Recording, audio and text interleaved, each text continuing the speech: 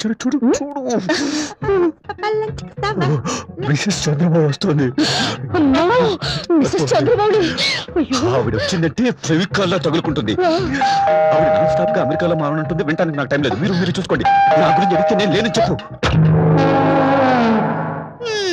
Mrs Chandramouli మీరా? రండి. అవును, కార్తీక్ చక్రవర్తి గారు కనిపించరే?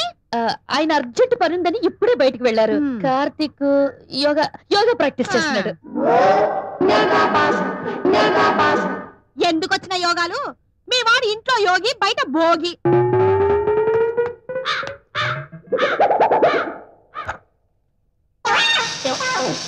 నీకో సంగతి తెలుసా?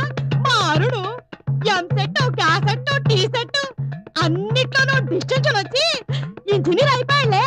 మొన్న టోపీలు కూడా రాసి అమెరికా వెళ్ళిపోయాడు. ఎయిర్పోర్ట్ లో దిగగానే పెద్ద కంపెనీలో అపాయింట్మెంట్ ఇచ్చేసారట. అక్కడే సెటిల్ అయిపోతున్నాడు. ఎయిర్పోర్ట్ లోనా? కాదు, అమెరికాలో. ఓహో. ఇంతకీ మీ కార్తీక్ కూడా అమెరికా పంపిస్తారా? మేం పంపించినా వాడు వెళ్ళడండి. వాడికి మన సంస్కృతి, మన సంప్రదాయం అంటే ఎంతో గౌరవం. ఎక్కడ దింపేసి వస్తాను, మీరు కూర్చోండి.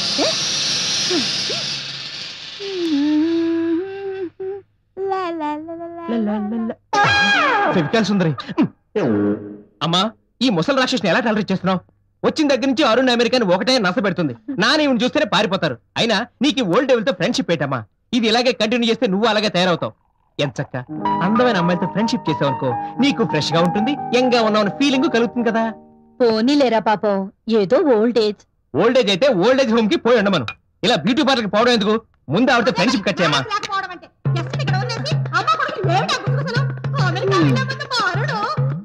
అదిగో మళ్ళీ అరుణ్ అమెరికా. ఇక నా వల్ల కదమ్మా ఆవిడని భరించడం. ఆవిడని మర్డర్ చేసేసి జైలుకి వెళ్ళి కూర్చుంటారు.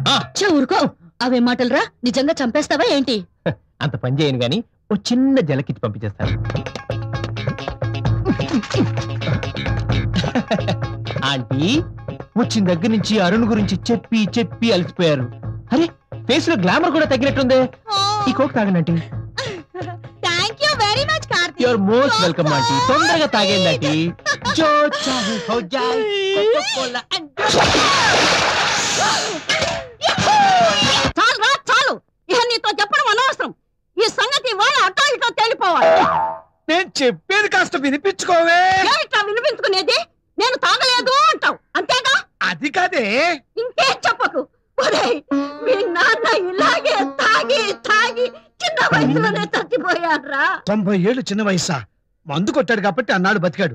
లేకపోతే నువ్వు పెట్టే నసకి 30 ఏళ్ళకే పోయి ఉండేవాడు.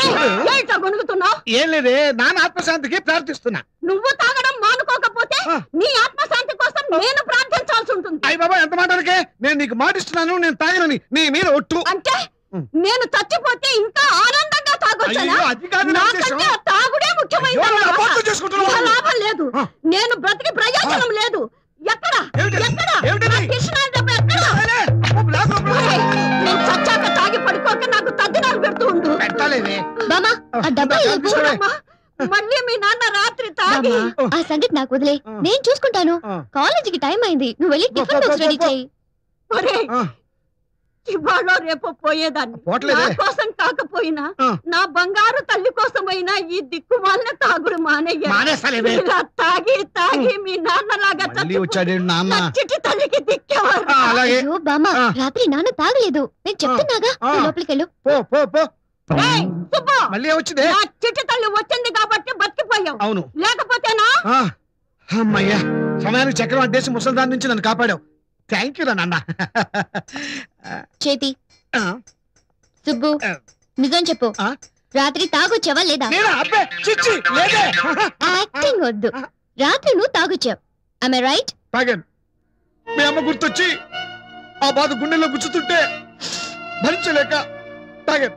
సరే, అమ్మ గుర్తొచ్చిందని నువ్వు తాగావు, అలాగే తాతయ్య గుర్తొచ్చాడని బామ్మ తాగితే ఓకేనా? మరి అన్యాయంగా మాట్లాడుతున్నావు. చూడు సుబ్బు, ఇదే నీకు లాస్ట్ అండ్ ఫైనల్ వార్నింగ్. మరోసారి తాగావంటే బామ్మ కూడా మందు అలవాటు చేస్తా.